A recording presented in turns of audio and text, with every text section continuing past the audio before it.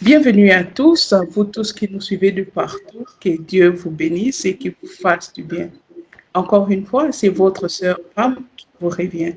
Alors, nous continuons la période de confinement. Nous aussi, nous poursuivons notre mission d'attirer votre attention, l'attention des couples sur les effets secondaires du confinement sur les relations conjugales. Mais aussi, nous voulons vous apporter des outils qui sont basés sur la parole de Dieu, cette parole des connaissances tirées de la Bible pour vous permettre de surmonter les épreuves que vous pouvez rencontrer pendant ce temps de confinement dans vos foyers, dans vos ménages. Alors, encore une fois, je ne suis pas seule aujourd'hui. Je suis avec le révérend docteur Pius Mbayabou. Il est pasteur à l'église Nouvelle-Jérusalem à Atlanta, Georgia, aux États-Unis. Alors, ne vous étonnez pas, moi je l'appelle Daddy.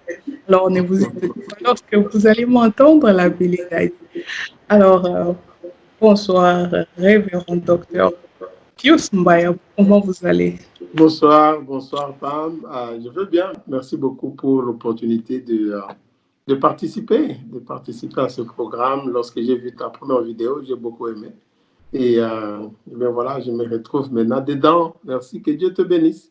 Tu fais un très bon travail. Nous sommes dans la période de confinement. Nous avons vu, ça avait commencé en Chine. Et puis, lorsque le problème, la condition de coronavirus a commencé en Chine, c'était le premier pays à aller en confinement. Lorsqu'ils sont sortis du confinement, le taux de divorce après le confinement avait explosé en Chine.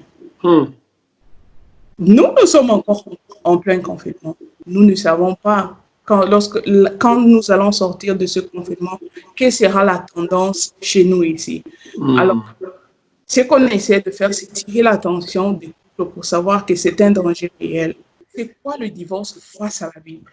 Qu'est-ce que la Bible dit? C'est vraiment d'abord très triste d'entendre des choses comme ça. Et nous avons une responsabilité grande. Je crois que avec toutes ces informations, l'appel d'abord que je peux commencer par lancer, c'est d'encourager les enfants de Dieu, des chrétiens partout dans le monde entier, de commencer déjà à se lever contre ce genre de choses qui risquent de venir. Mais puisque nous parlons ici d'abord de revenir dans un contexte tout à fait biblique, il y a un verset de la Bible qui est très, très fort, dans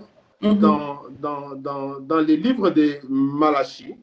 La Bible dit au chapitre 2, au verset 16, ce verset nous dit « Car je hais la répudiation ». Dans la Bible anglaise, il dit carrément que je hais le divorce.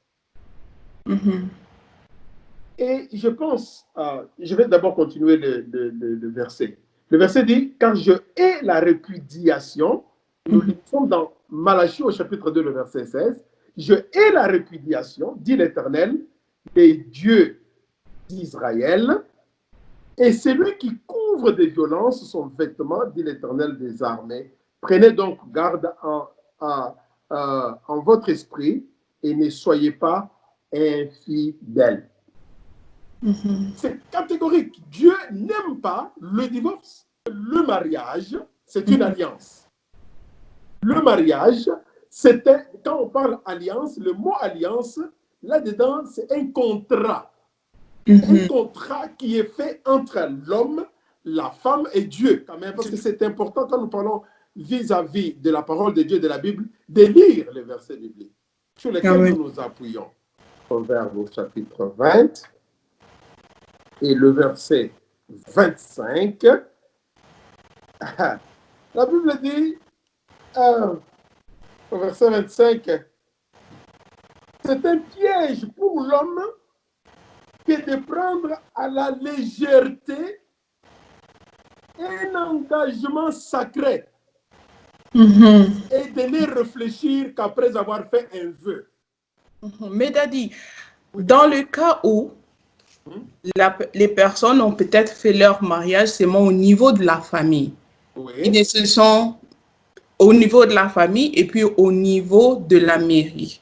OK. Est-ce que c'est deux genres de personnes? Si on commence par seulement au niveau de la famille, ce qu'on appelle chez nous la dot. La Est-ce que dot, ce oui. genre de personnes, s'ils se séparent, ils sont aussi tenus par cette alliance-là dont vous venez de parler?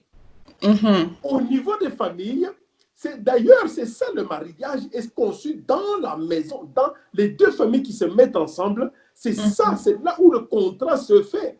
On vient à l'église pour bénir. On vient recevoir la bénédiction de Dieu dans l'église.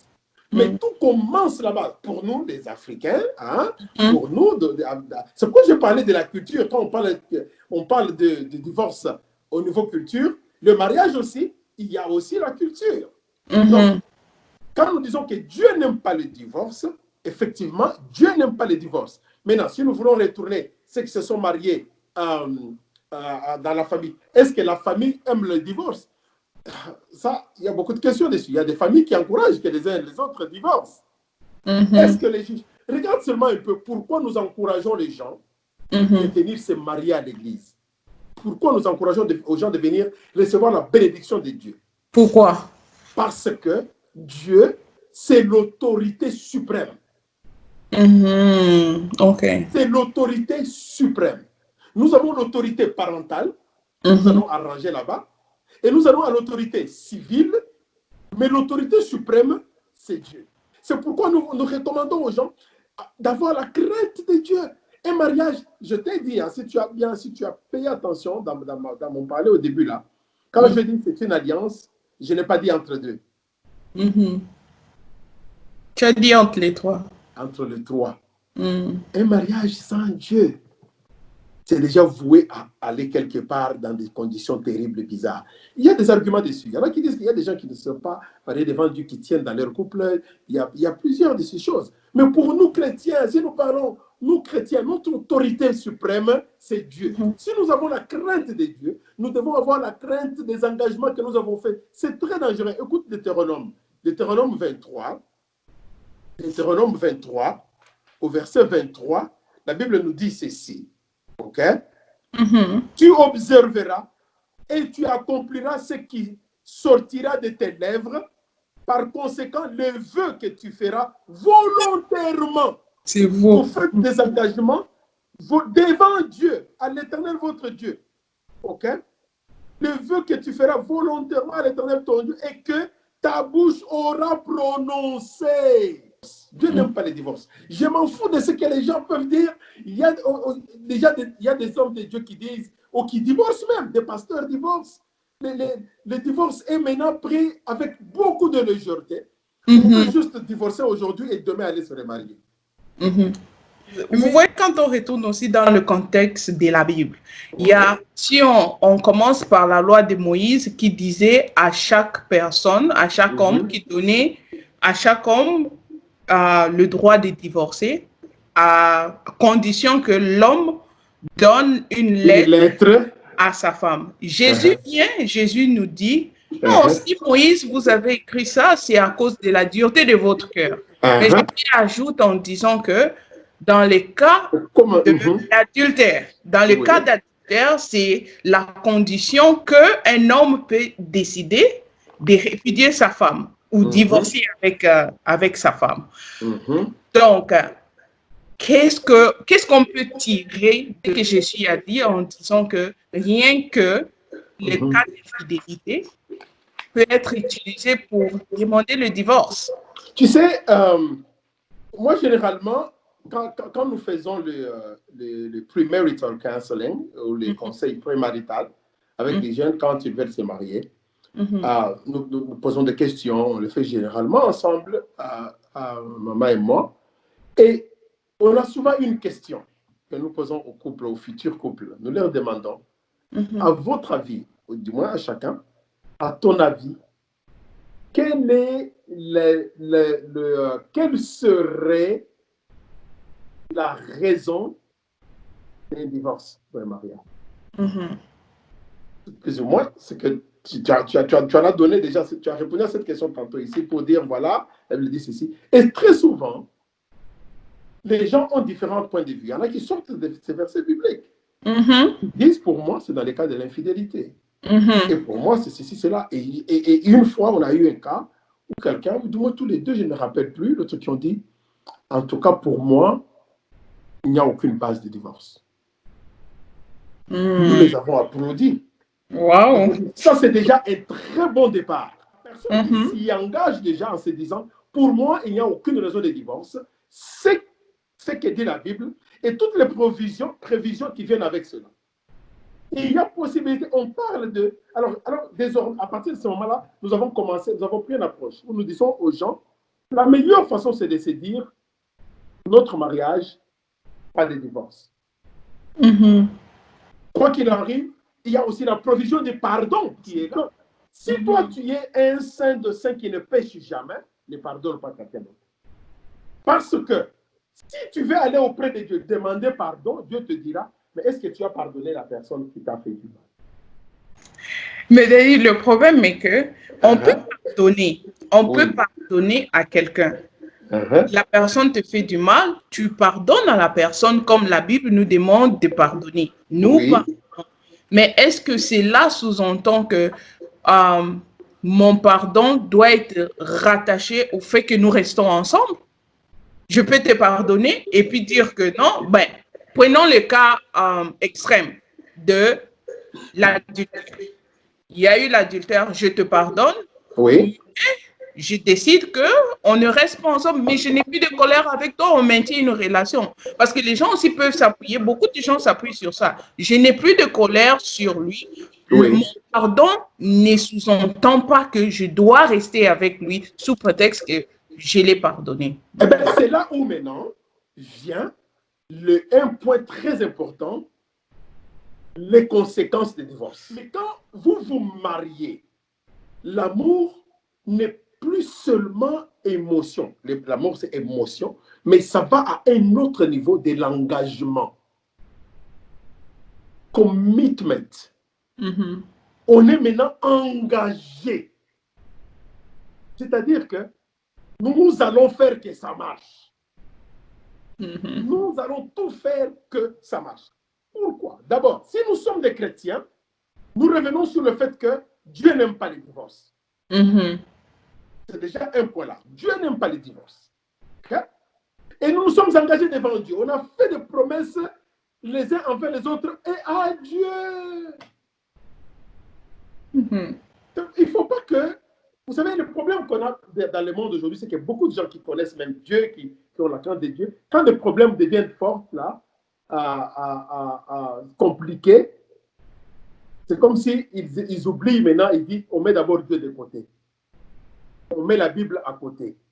On ne peut pas mettre la Bible à côté, on ne peut pas mettre Dieu à côté. Mais ça serait bien pour nous de revenir un peu dans ce texte dont les gens font allusion, dont tu as parlé ici. C'est dans Matthieu au chapitre 19. À partir du verset 3, la Bible dit ceci. Les pharisiens l'abordèrent et ils abordèrent le Seigneur Jésus. Ce verset dit en fait qu'ils l'ont abordé pour l'éprouver. Parce que ce sont des docteurs de la loi. C'est des gens qui connaissaient la loi. Ils connaissaient ce que les Écritures disaient. Mais ils voulaient tester Jésus. Et Jésus va les avoir. Il les a toujours eus. Il dit, est-il permis à un homme de répudier sa femme pour un motif quelconque? Jésus lui répondit, n'avez-vous pas lu que le Créateur... Tu vois la réponse du Seigneur. N'avez-vous pas lu que le Créateur, au commencement, fit l'homme et la femme? Il n'y avait personne d'autre, il n'y avait rien d'autre. Et qu'il dit, c'est pourquoi l'homme quittera son père et sa mère et s'attachera à sa femme, et les deux deviendront une seule chair. C'est ça le mariage. Ainsi, ils ne sont plus deux, mais ils sont une seule chair. Que l'homme donc ne sépare pas ce que Dieu a joint. Pourquoi que le mariage, c'est l'idée de Dieu. C'est initié par Dieu. C'est la raison pour laquelle je t'ai dit à un moment là, quand les gens divorcent, pourquoi ils ne viennent pas chez nous? Pourquoi ils ne viennent pas à Dieu? Ils vont chez les hommes. Alors que quand ils se sont mariés, ils ont dit que l'homme ne sépare pas ce que Dieu a uni. Mais qui accorde le divorce? C'est des juges, n'est-ce pas? Les hommes. Mhm. C'est pas Dieu. Il y a des choses que le monde ne peut pas bien saisir, ne comprend pas. C'est pourquoi le divorce est pris avec légèreté dans le monde. Et nous, chrétiens, nous sommes de ceux, moi je suis de ceux-là qui sont contre le divorce. Je lutte contre le divorce, je me bats contre le divorce. J'ai entendu dire tantôt que c'est bien d'abord que les deux conjoints connaissent Christ. Mais il peut y arriver dans des cas où les deux conjoints connaissent Christ entre guillemets. Ou peut-être, je vais donner un exemple parce que ça marche bien avec des exemples. Oui, deux partenaires se présentent pour se marier, on pose la question, on fait des suivis, oui, ils connaissent Christ. Mais il s'avère que peut-être l'un d'entre eux, on est spirituel, l'homme est spirituel et sorcier. Quand je dis sorcier, vraiment, c'est la sorcellerie. Là, tu pratiquer la sorcellerie. Et tu te rends compte, tu te retrouves avec une personne sorcière dans la maison qui peut-être pas plus fort dans la prière. Par révélation, tu vois que cette personne-là est sorcière et la personne n'a même pas les intentions d'abandonner. Maintenant, dans ce cas-là, on ne va pas dire que les deux sont des chrétiens parce que si tu pratiques déjà la sorcellerie, c'est que tu n'as pas Christ. Exactement. Oui, les deux donc ne sont pas des chrétiens. Est-ce que dans ce cas-là, on peut parler des divorces? C'est bien pensé. L'apôtre Paul a abordé ces sujets-là dans 1 Corinthiens au chapitre 7. Paul parle de ces sujets quand il y a un non-chrétien ou un non-converti. Et il dit même, si les non-convertis doivent partir, qu'ils partent. OK. Donc, si tu dois te séparer de ces non-convertis, donc il n'y a pas mariage. OK. Parce que quel rapport y a-t-il entre le ténèbre et la lumière? Yeah. Il y a ici les cas, comme tu as dit, celui-ci, il est plein de démons, il est un sorcier. Parce qu'il y a des gens qui pensent que toi, tu vas délivrer le mari, tu vas délivrer la femme. La femme. Depuis des années et des années que tu pries, il n'y a rien. C'est un païen. Et il y a aussi, on peut aller plus loin. Tu trouveras l'un ou l'autre. Bon, parce que souvent, quand on parle des abus, on voit toujours l'homme qui tape la femme ou qui abuse. Mais il y a aussi les femmes qui abusent les hommes. Mais une relation comme ça, où l'un est en train d'abuser l'autre, mais celui qui abuse là, est-ce qu'il a vraiment Dieu? C'est là où il faut maintenant remettre un peu des choses en question. Est-ce qu'il a Dieu? Est-ce qu'il est même chrétien ou il est même chrétien? Mais quoi qu'il en soit comme raison, il est toujours nécessaire de revenir sur ce que Dieu a dit. Et Jésus a dit quoi? On est dans le Nouveau Testament maintenant. Jésus dit, au commencement, il n'en était pas ainsi. Pour dire que Dieu n'a jamais voulu qu'il y ait divorce. Donc, si je comprends bien, ça veut dire mariage entre chrétiens. Déjà, il y a deux chrétiens qui sont là, qui se marient. Oui. Ne parlons pas divorce dans ce cas-là. Mais au cas où vraiment l'infidélité arrive, c'est l'erreur, c'est arrivé. Oui, vous nous avez ramenés au pardon. J'ai pardonné, mais c'est toujours difficile. Est-ce que quelqu'un comme ça, si je m'appuie sur le verset que Jésus lui-même a dit, est-ce que j'ai péché? Bon, écoute, je ne pense pas que le point ici est nécessairement le point de péché ou pas péché, parce que bon, il y a une alliance qui est là, il y a des vœux qu'on a faits, qu'on est en train de couper. Et il faudrait peut-être que nous puissions revenir aux pratiques, parce que là, tu reviens, c'est une chose réelle, hein, une situation réelle, pratique. Mon épouse et moi, nous, on fait souvent des conseils maritaux, prémaritaux et conseils maritaux. Moi, je crois que beaucoup de mariages pouvaient être sauvés si certaines choses pouvaient être faites. Nous en avons déjà sauvé plusieurs. Ou même il y a eu des cas d'infidélité. C'est-à-dire, quand on se met à table et qu'on reçoit des conseils, ce qui détruit souvent les mariages, c'est qu'il y a des couples qui ne reçoivent plus de conseils. Il y en a aussi dont leur problème se situe au début. Comment ils ont commencé? Il y en a qui ont commencé sans direction. Donc, dans les cas, peu importe le cas où il y a eu cette infidélité, on peut toujours se mettre à table et parler. Regardez un peu la chose, analyser. Est-ce qu'il y a des enfants dans ces couples ou pas? Voilà une question. Eh bien, s'il y a des enfants, vous savez quelles sont les conséquences qui vont être sur ces enfants, même sur vous-même. Mais si à la fin de la journée, on n'arrive toujours pas à arranger, on n'arrive toujours pas à arranger. Mais dans le cas où on n'arrive pas à arranger et puis ça aboutit au divorce parce que les partenaires n'ont pas pu surmonter l'épreuve. Et la condition maintenant du Il faut remariage. savoir que quand tu te sépares, tu ne peux plus te remarier. Ou tu te réconcilies avec la personne avec qui tu étais auparavant, ou tu ne vas plus te remarier parce que tu es bound. Jusqu'à ce que la personne meure. Parce que vous avez fait les vœux, vous avez dit jusqu'à ce que la mort nous sépare ou que Jésus revienne. Oh, bien-aimé, je voudrais vraiment, moi, si je peux parler au monde entier, crier sur les toits, il ne faut pas divorcer. Il faut faire tout. Et pourquoi? Pourquoi ne pas divorcer? Comment faire pour ne pas divorcer? D'abord, il faut bien se marier. Il y a des choses qui existent. La plupart des choses qui sont dans les problèmes ou difficultés, complications dans le mariage, ce n'est pas né dans le mariage. Ça a existé avant le mariage. Le mariage, hein, ce n'est pas... C'est-à-dire que, comment ça s'appelle? C'est une maison, n'est-ce pas? C'est un édifice que l'on bâtit. La femme met, l'homme met, on construit l'édifice. C'est pourquoi j'ai dit aux gens, ne pense pas que le mariage va te donner le bonheur. Tu dois amener toi-même le bonheur. Dans le mariage. Dans le mariage. Mais maintenant, pendant ces temps de confinement, il y a beaucoup de couples qui sont en souffrance. Il y a beaucoup de couples, vraiment, on parle de violence conjugale, le taux de violence conjugale qui a vraiment grimpé. Et puis ça, c'est dans le monde entier. C'est dans toutes les communautés. Alors, des conflits vraiment dans les couples, ça bat en plein. En ce niveau ici, si vous devez conseiller les couples, quel sera votre conseil? Et tu sais pourquoi ce sont des choses arrivées? Parce que la société où nous sommes maintenant, où nous vivons, était en train d'aller dans un déclin extraordinaire.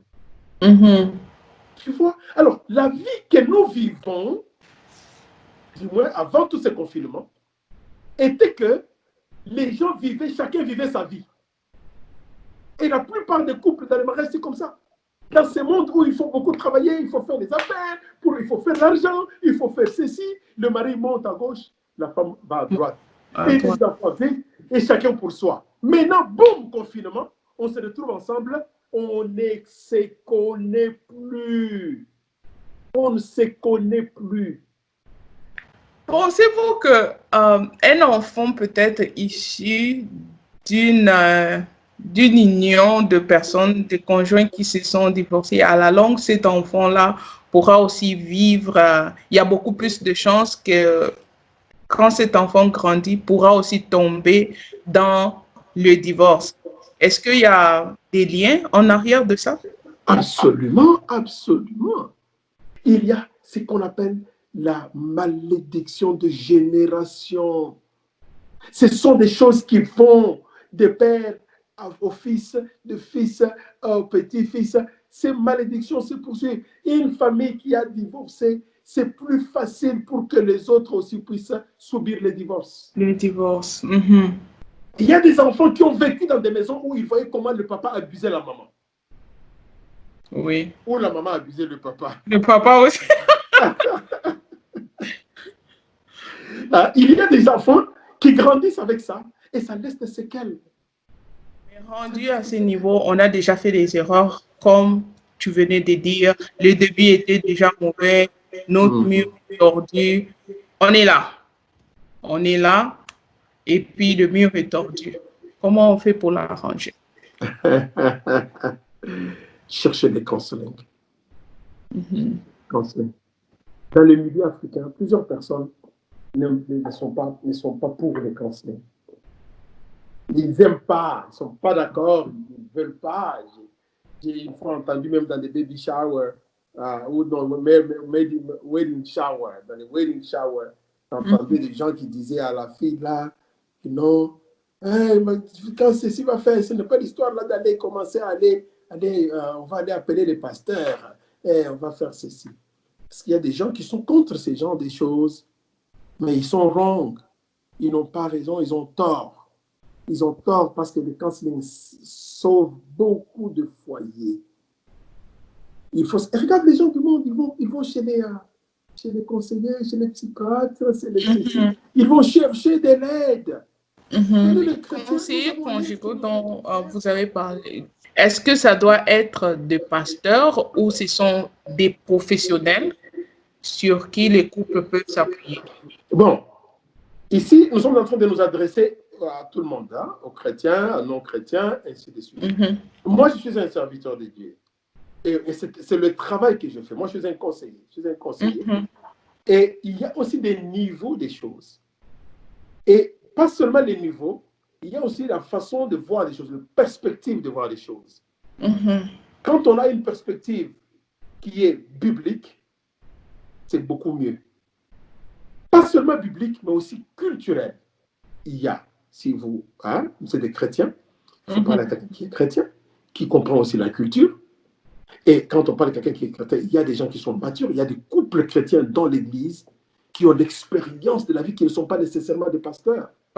Ils ne sont pas nécessairement des pasteurs, ni des évangélistes, ni des ministres, quoi que ce soit, mais qui sont des gens qui ont l'expérience de la vie. Mais aussi l'expérience basée sur la parole de Dieu, qui peuvent donner de meilleurs conseils à un couple. C'est en plus de l'œuvre de Dieu, du travail de l'Église que nous faisons, on a un ministère. Tu vois là-bas, c'est écrit CPN. Ministry International, c'est le ministère que nous faisons. Ce ministère a 4 branches. Nous avons le leadership, nous faisons les conférences et séminaires sur le leadership. Nous avons le développement des familles avec ce ministère. Ça, c'est le travail que nous faisons, mon pasteur et moi. Et avec ça, nous organisons des réunions d'aptitude, que nous appelons des réunions d'aptitude pour le couple. Ça, nous conseillons les couples, nous donnons des idées, nous étions d'ailleurs en train d'organiser une croisière cette année au mois de novembre, mais avec tout ce qui se passe, j'aurais pu avoir même mon flyer avec moi, mais on a une croisière organisée pour la famille, pour le couple et les familles. Nous avons la production et nous avons aussi la compassion que nous faisons. Donc, c'est vraiment quelque chose que nous avons à cœur.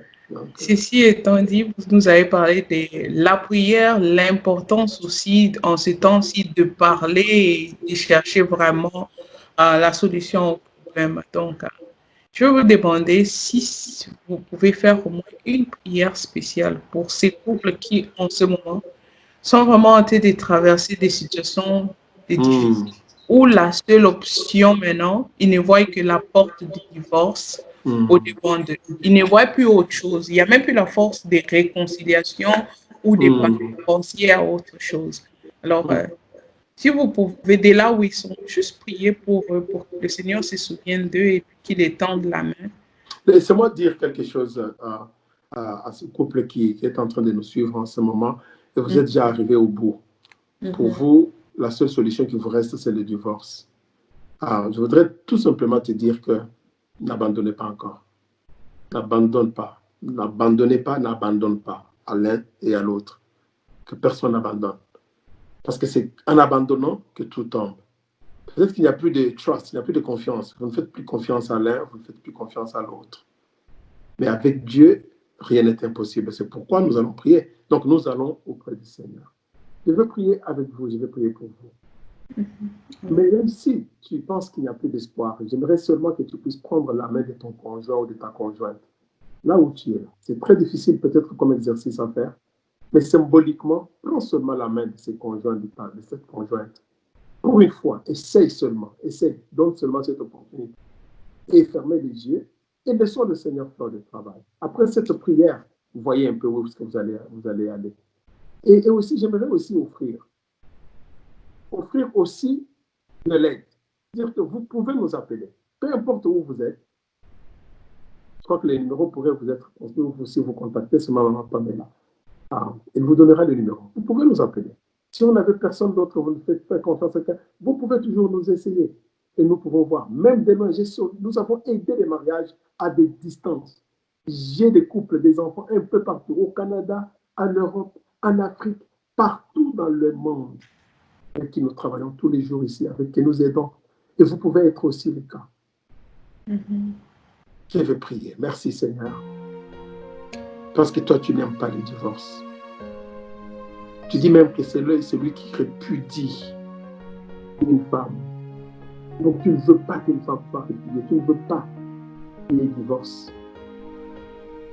Tu prends en haine le divorce. C'est parce que c'est toi qui as établi le mariage. Je prie pour ce couple, Seigneur, que tu puisses leur prêter encore ta main. Que tu les libères, que tu les délivres de cette emprise de l'ennemi. Parce que tout ce que le diable veut voir, c'est la destruction de la famille. Tout ce que le diable veut voir, c'est le foyer qui se divise. Et voir même des conséquences tomber sur les enfants s'il y a. Seigneur, je prie que ces couples soient sauvés, que ces mariages soient sauvés. Sauve ces mariages, Seigneur. Faire renaître encore cet amour qu'ils ont eu au commencement. Faire renaître encore l'espoir à leur cœur et dans leur vie. Donne-leur d'espérer à cause de toi, par ton Esprit Saint. Touche-le, Seigneur. Touche chacun de son côté. Et qu'ensemble, s'ils se sont tenus la main dans la main, que ce soit les débuts d'un accord, qu'ils reviennent aux vœux qu'ils ont fait quand ils se sont mariés. Oui, que cette alliance ne puisse jamais s'interrompre. Oui, l'ennemi veut voir cette alliance se couper, mais que ça puisse encore tenir, Seigneur. Cher Saint-Esprit, touche-le. Restaure encore. Tu es le Dieu qui restaure. Le Dieu de la restauration, c'est toi. Restaure ce mariage. Restaure ce foyer, Seigneur. Guéris ce mariage. Apporte le pardon. Là où il y a eu des offenses, Seigneur, donne-leur de se pardonner l'un et l'autre. Donne-leur de se pardonner, de s'accepter, de s'aimer encore. Oui. Faire vivre encore l'espoir et l'espérance dans ce mariage. Que la grâce de Dieu vous accompagne. Que la bénédiction de Dieu soit sur vous. Que la paix de Dieu qui surpasse toute intelligence garde vos cœurs et vos pensées. Dans le Seigneur Jésus-Christ. Soyez bénis au nom de Jésus. Amen. Amen. Merci beaucoup, Docteur Pius Mbayabo. Merci beaucoup vous tous qui nous avez suivis en ce moment. Que le Seigneur vous bénisse en excellence.